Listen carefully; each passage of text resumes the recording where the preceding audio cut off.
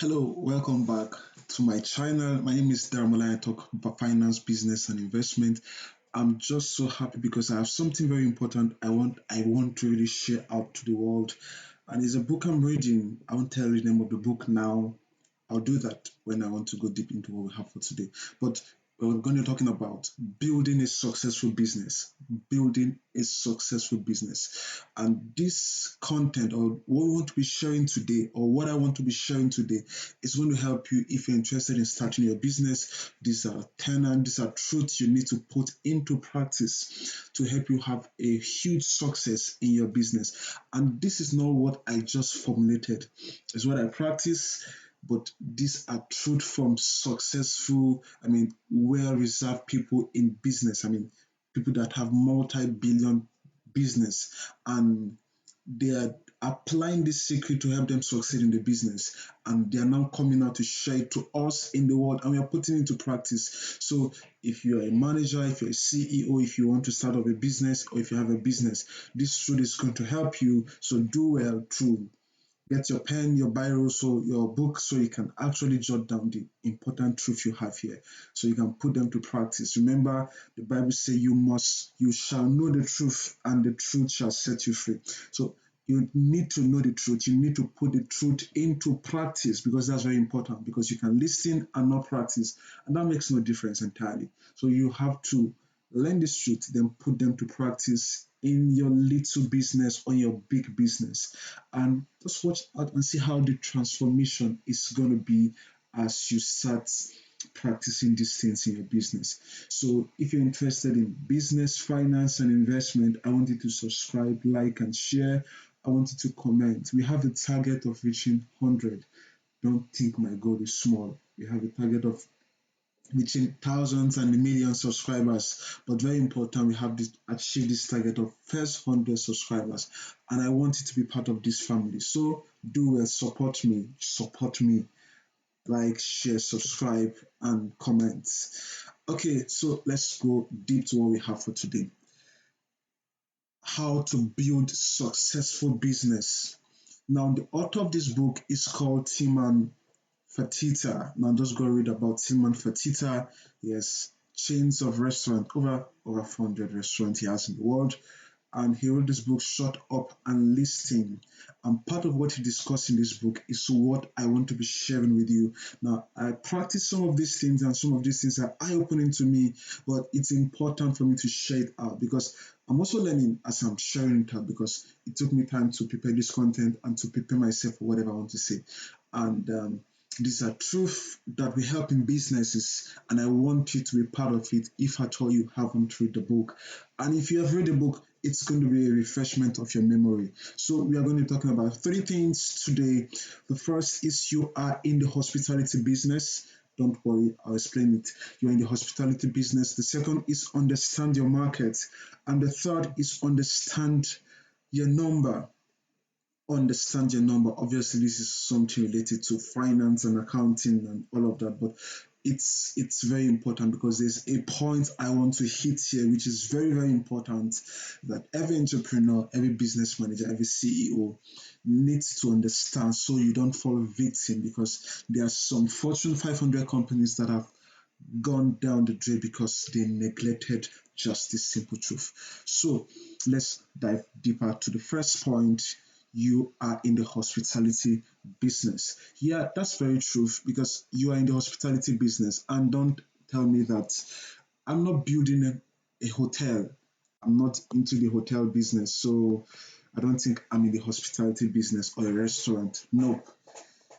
Take your business as a business of hospitality. That's because you are taking care of certain people, which are your customers. So you have to be hospitable to them. And hospitality is not just about being hospital. Not just saying it that, yes, I'm in the hospitality business. There are certain things you must put into practice in your business, that your customers sees you hospitable, market you as hospitable, interpret you as hospitable. And the author said there's no such a thing as I have the best product in the world. I have the best products. Your product is the best. He said there's no such a thing as that. Like there's no such a thing as that. Because there are other people that have wonderful product as you. So what makes the difference is your ability to be hospitable. I mean, hospital. It's your ability to be hospitable. That's what makes the difference. So how do you become hospitable to your customers and in your business? And this is very important. I gave a video I was talking about some of the secrets we need to understand about businesses. And I said the ability for the leader to transfer the vision to the staff, because everybody in the organization has to be hospitable. If one person messes up, it messes up the whole business. So everybody has to build with this understanding a culture of how to be hospitable. So the first point is don't say no if you can say yes. Obviously, don't say no if you can say yes. And that will bring me to the second point, which is offering alternatives. So that's what I mean by if you can say yes. So you have the ability to offer alternative. So he was saying he runs hotel business. So he said a customer comes in, let's say past 11 a.m. and is requesting for scrambled egg, and that breakfast or that menu is already late for that period of time. So they've cleaned the kitchen and everything that is required to make scrambled egg is no longer on the table in the kitchen. It has been cleaned, so it's not possible. So you mean the customer should go back because he has come 11 a.m. I say, sorry, sir, if you had come 10:30 a.m., we would have made this very available for you. We are very sorry. Maybe you can walk up to somewhere else and buy. So it means you are telling your customer no directly. Said you can actually give him the option of what he wants, but you can add a premium to it. For instance, if it costs £10 to make scrambled egg for him, you can charge him £11. So you get what I'm trying to say. You've made £1 extra just because more like you're giving him because you came late. And I don't want to deny you of that opportunity. So it's a stress on me, but I am ready to give you what you demand for just for £11. And the customer, trust me, will be very, very happy because that's what he needs. Rather than telling him or her to go outside, you're giving him opportunity to get what he wants, but a little bit of the previous price, which was £10. Then you can also offer alternative. Let's assume there is no egg. For instance, the egg is finished in the store, you don't have egg. You can offer alternative. Sorry, sir, we don't have this, but can you take this? This is also this is wonderful. We have this that it's available. We don't know if you will to if you will like it. You understand what I'm trying to bring? You have alternative. We don't have egg at the moment. Please, sorry, we don't have egg at the moment. But we also have this and this and this. They are wonderful. They are nice, proteinous, very good, very affordable, which is somewhat to the same price of £10, and it's very wonderful. You can have a taste of it, something like that. So you're offering alternative to the person, which is wow. Yes, they don't have it. Rather than then sending it outside, I mean saying no, we don't have it. You're giving an alternative for what the person can actually purchase or taste. Then the next point is thinking of your customer first. Remember, don't say no when you can say yes. Offer alternative. Next point is thinking of your customer first. And he gave an example. He said some set of guys came to the hotel bar, and they want to drink. It's a businessman just having a nice time, and the cleaner wants to clean because it's over time. It's time to clean, and these guys are still at the bar trying to sip their wine, and it's just like the manager coming to meet the customer drinking their wine and said, "Sir, we want you to leave because we want to clean." He said that sounds. It sounds annoying. It sounds like you are not concerned. You're not caring. You don't consider your customer because of whatever you have. He said there's nothing bad if you tell the cleaner please to hold on, let's say 30 minutes or for an additional 1 hour. By that time, the customer will have finished drinking whatever they're drinking and he can come or she can come to clean. Or you can also tell um, the customer that is drinking and thank them, like, I understand you guys are having wonderful time and you tell them the place and you will want to clean the place, but hope they won't mind if they will be done in the next 30 minutes or 1 hour. You just want to be sure. And if they say they will be done in the next 30 minutes, that's fine. They say they will be done in the next 1 hour, that's fine. And if they say they will be done in the next 2 hours, you have to come with understanding. You've explained your point to them. A reasonable customer will, okay, okay, okay, that's fine. I will be done in the next 1 hour so you can come and clean whatever you want to clean. But the point is, think your customer first. Always put them first in whatever decision that you are making. And little will you know, you start creating that culture and that difference amidst every competitors that you have in your industry. So I want you to put this into practice and start having significant businesses. Next point is understand your market. Understand your market.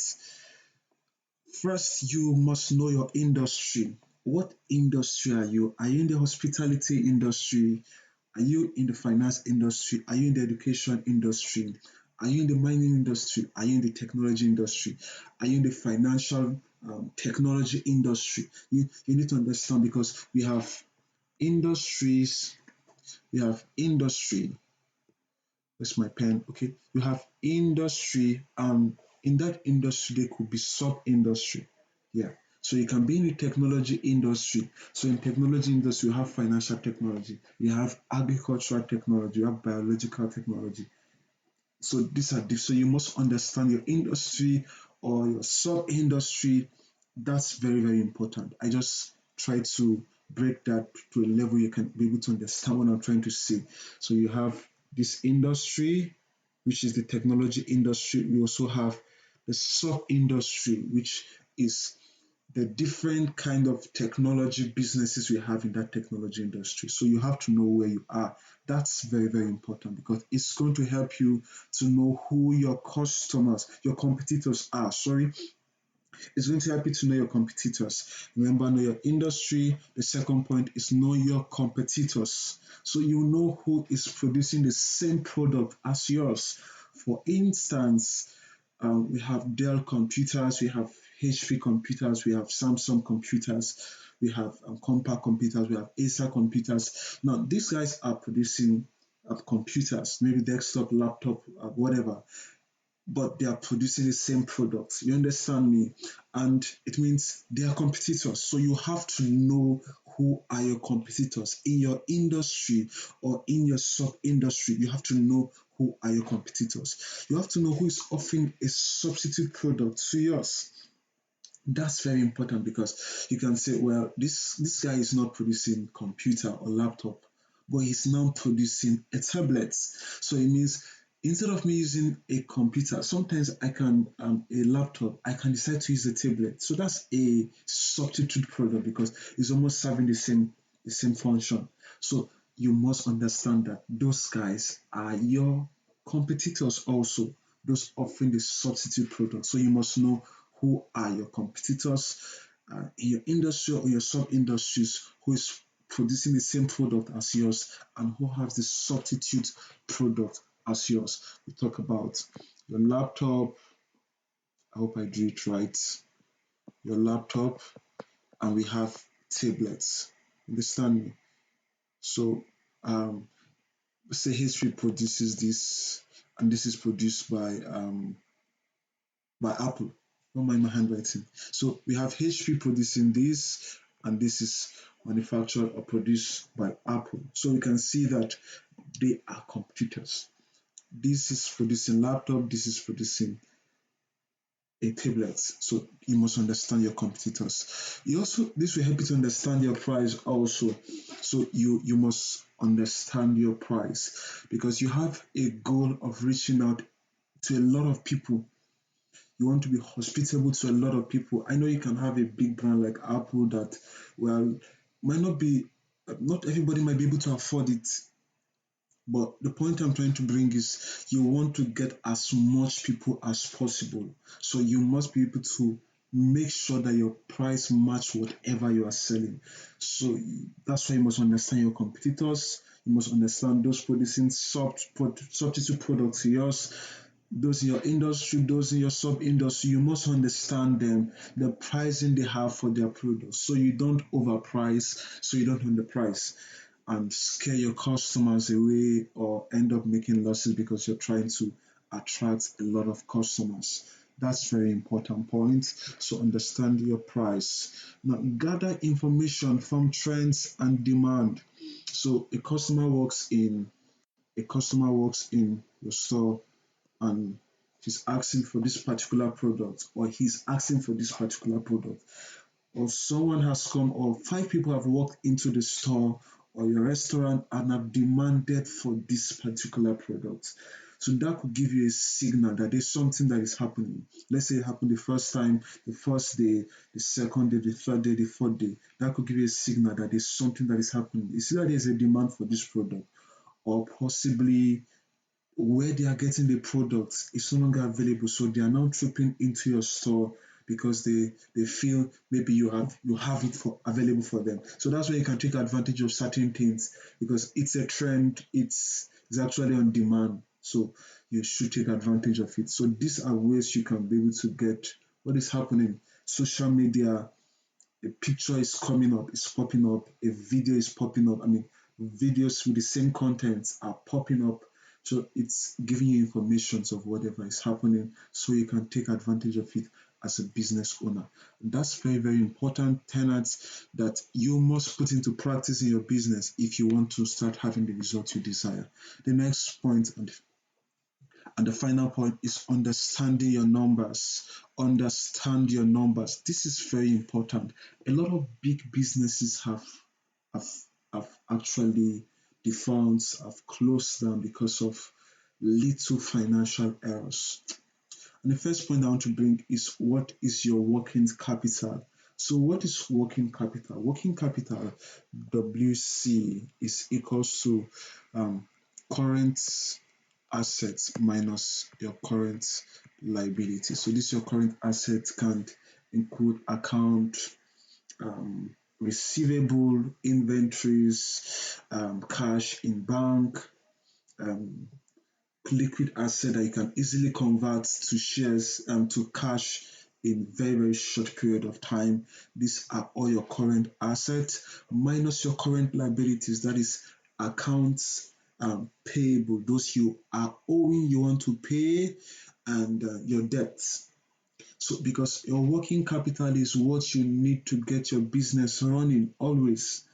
For instance, and this is very very important, let's assume you are in a business whereby you give out a product to a business. Let's say let's say you make books or something. You make a product or a service or something, and you're paid after 3 months. You know you need money to run the business in between those three period. These 3 months, you need 3 months. You need cash to run your business in terms of paying your bills, paying your staff salaries, inventories, and all of that. You need money to do that. So this is your working capital. If you give a product to a big company and they decide to pay you, let's say after the company decide to pay you after 30 days, for instance, or after not 30 days, after 3 months, which is the example we have now, after 3 months, it means your cash is tied there for 3 months. And for instance, this money has to be plowed back into the business to get things running. That money is like your working capital. You understand? So if you are stranded because you've offered services or product and you're expecting accounts, receivables, let's say you have like 10 competitors and ten customers you've given this product out and they are going to pay you in the next 3 months, it means you'll be stranded. That's what it means. So case not taken, you just go out of business because there will be demand and you can't supply them because your working capital has been tied down. That is very important. You must understand your working capital. It's current asset minus current liabilities. The next point is understand your business cycle. You have to understand your business cycle because businesses have trend. Yes, businesses have trend.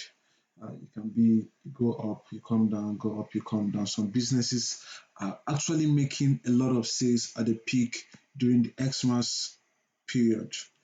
Some business are making a lot of sales during vacation period or during resumption period. I mean, schools are resuming. Some businesses are making shit sales during the raining seasons, making shitty sales. You understand what I'm trying to talk about? Or when there's a pandemic, like it's affecting their business. You understand me? And some business during pandemic is actually a boom for them, like Amazon, like Zoom. You understand what I'm trying to bring here? But you must understand your business cycle. So when businesses is not moving at this peak, you have to make sure you have finances to run the business.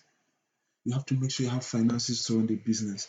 I was working in a car wash and this I discovered that the cars that was coming in was not coming so much when rain is dropping.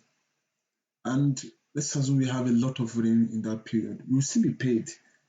We will still be paid. So I try to wonder where are they getting the money to pay us? But I come to understand that they were saving. So during the time where businesses is not moving at the peak, the things are dried at that period. The money they've saved can help the business to thrive. So they don't find themselves in a situation whereby they're out of business because there's no sales, there's no money coming in. So he has savings to pump and to pull and make the business withstand the shock or withstand whatever pressure it have in that period. So it can be able to strive and overcome the challenge till when things start coming to normal. So it's very important you understand your business cycle, which will mean understand the industry you are, how the industry works, when is the demand period, when is demand at peak, supply at peak. This will supply at peaks. This will help you to know the amount of people you need, the working staff, the kind of things you demand, inventories, and all of that. That's very, very important for you. Understand your production cycle. Yeah, very important. We talk about working capital. So you must understand this money, this raw material. I know it's my money that is tied here in this raw material, but I can't do anything with the raw material. It has to be processed. You understand me? The raw material has to be processed to something that is a finished goods. The raw material has to be processed to be a finished good. So what does it take from converting it from raw material to the finished goods? That's like a production cycle. Importantly, even to get to the final consumer, that's very important because that's like a complete production cycle. From raw materials to planning, product design, manufacturing, whatever you have, sales, marketing, customer, everything is very important because until these products are sold, not as inventories, I mean, until they are sold and you are paid, then you have a complete production cycle. That's to me, that's very, very important. So you must understand the cash that is being held or tied down till these funds, till this product is sold and you get your money back, which is very important because you can have inventories, you can have current asset in form of inventories, but they are unsold goods. And if they are not sold, the business will still suffer. So you must understand your production cycle. And the last but not the least point is financial management. Understand how to manage your cash. If you manage your cash well in terms of a lot of sales, I mean, you're making a lot of money, you must learn to save. Like I said previously, you must learn to save so you can take advantage of opportunities that may come. You may have opportunities to take advantage of a new technology to buy another asset so that you can fast see your production because there's demand. You can buy more inventories because there's a lot of demand that is withstanding, overpowering your supply capacity. So you can take advantage of this. You can buy a competitor when the opportunity comes in.